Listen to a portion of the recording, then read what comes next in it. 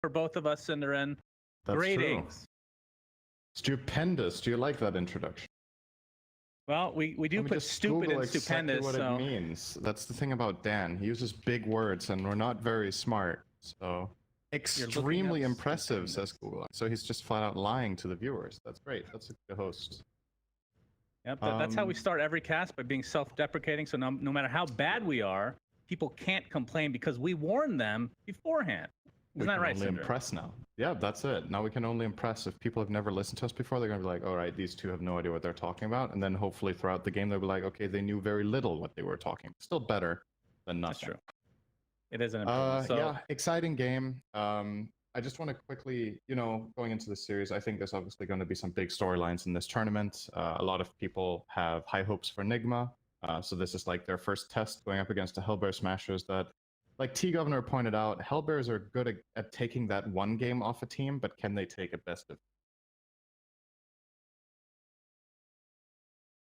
Like polled the population in Dota right now, I think most people would expect either OG or Nigma to make it through. So we get one of the two top dogs here in the first series. And Nigma are playing a lot of their like trademark stuff.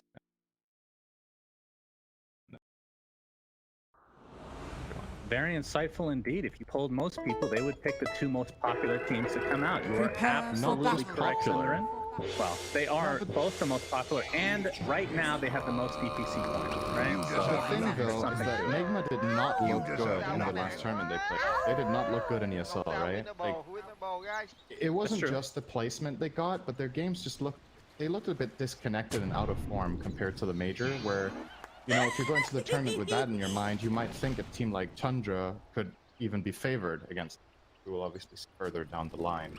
Oh, I think there is the aspect, and the panel kind of talked about that Nigma were kind of figured out towards the later end of the major, and at ESL they just played the same. I mean, they're basically playing the same thing here. So, I mean, obviously there hasn't been any kind of a patch. So, I don't. Were you? That's actually a good question. Were you expecting anything different coming from them, or are they just waiting for the patch to come before they make these major tweaks going into TI?